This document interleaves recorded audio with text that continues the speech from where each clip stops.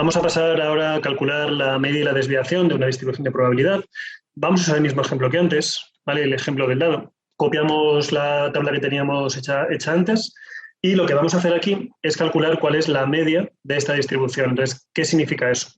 Lo primero importante, hay un vídeo que hay un poco más atrás, que es el vídeo de la esperanza matemática. Pues la esperanza matemática es esencialmente la media. Y lo que me dice la media, de alguna forma, es lo que yo esperaría cuando lanzo dos datos, ¿vale? Entonces, si te fijas en esta tabla, pues un poco lo que tú estás esperando es que salga algo cercano al 7, ¿no? Es la máxima probabilidad.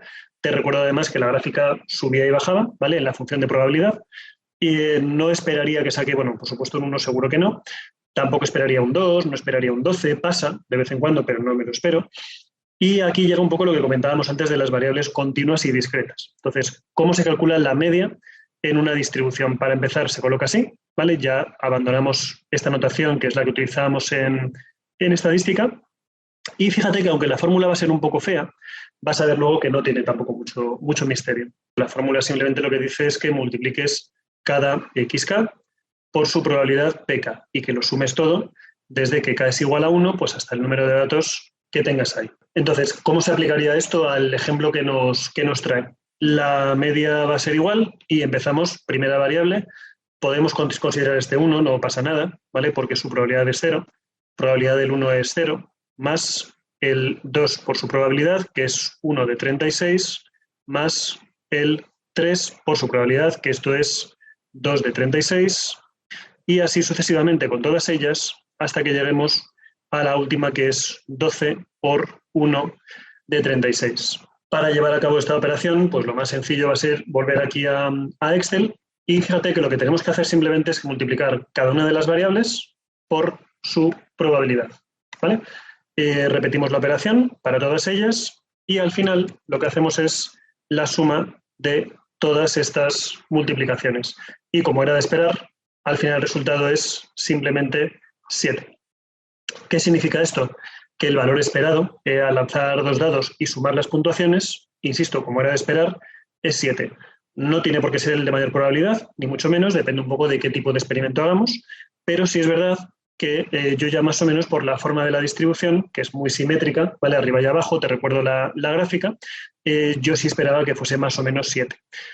¿Qué decíamos antes? Cuando tengamos distribuciones discretas, esto es muy sencillo porque simplemente tienes que multiplicar, multiplicar, multiplicar, multiplicar, sumar todo y ya está.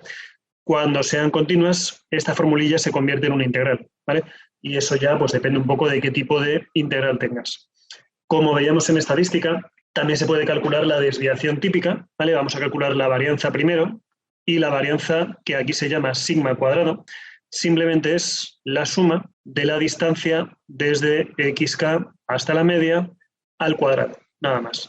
Y la única diferencia es que, bueno, esto le faltaría multiplicar por cada una de las t sub k.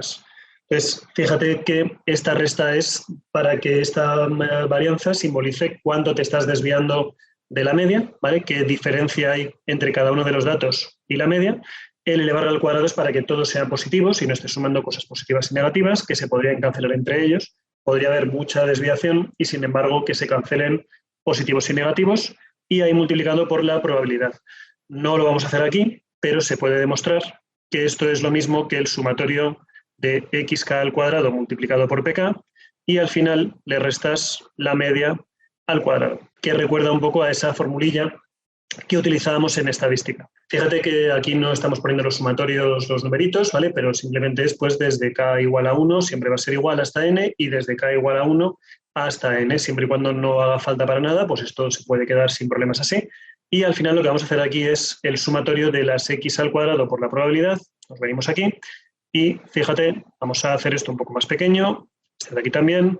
Es un poco lo mismo que hacíamos en la parte de estadística y la idea es hacer esta parte de aquí al cuadrado multiplicado por la probabilidad, ¿vale? Hacemos todos ellos, ahí están, y en la parte de abajo sumamos. Ahí lo tienes.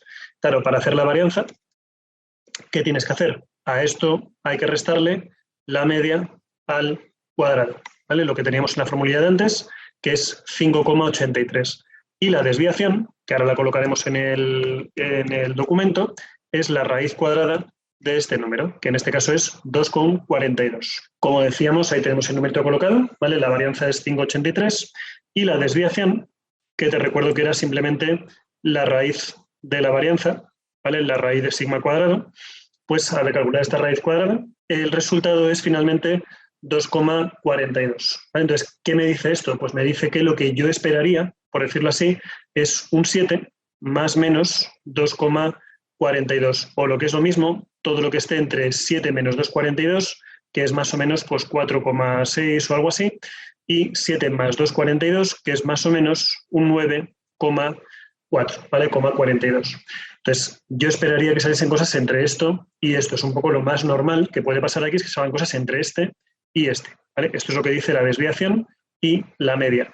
Pero en este caso, en vez de hacerlo con estadística normal y corriente, lo hacemos sobre una distribución de probabilidad, nada más. ¿Cuál sería la diferencia cuando estamos trabajando con variables continuas? Todo lo que ves aquí en sumatorio pasaría a ser integrales, con todo lo que ello conlleva.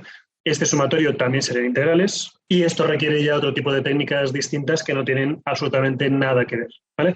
Entonces, aquí tienes un poco el resumen de lo que es una distribución de probabilidad, de lo que es una función de distribución. Cuidado, que son nombres muy parecidos.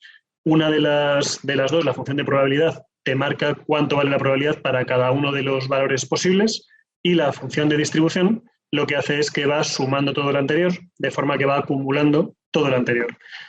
Para hacer los cálculos de la media y la desviación de una distribución, lo que hacemos simplemente es que multiplicamos este por este, ¿vale? Todos ellos, multiplicamos los dos hasta el final y lo sumamos todo. Ahí tienes la media, que es un poco lo que yo esperaría que pasase en este experimento.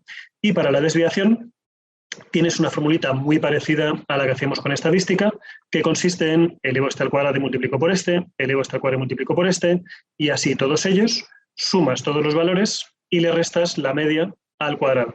Con lo cual lo que te queda es un valor que al hacer la raíz cuadrada tienes ya la desviación.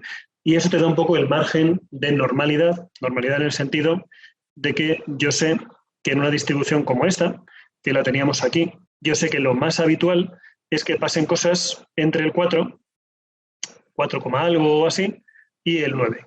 ¿Vale? No esperaría que pase algo así ni algo así. Esto es lo que significa la media más la desviación y la media menos la desviación. Con eso tenemos un poco el primer esquema y vamos a ver a partir de aquí algunas distribuciones de probabilidad conocidas, concretamente dos, una discreta y una continua. La discreta va a ser la distribución binomial porque es muy relevante en cuanto a que aparece en muchos sitios, y la continua es una distribución, la distribución normal es una distribución continua que también es muy, muy, muy habitual que aparezca por todas partes. En unos siguientes vídeos quizá pues podríamos hacer otro tipo de distribuciones conocidas, ¿vale? Ya veremos a ver si lo hacemos o no, pero con la binomial y la normal pues tenemos ahí para analizar con rato distribuciones discretas y continuas.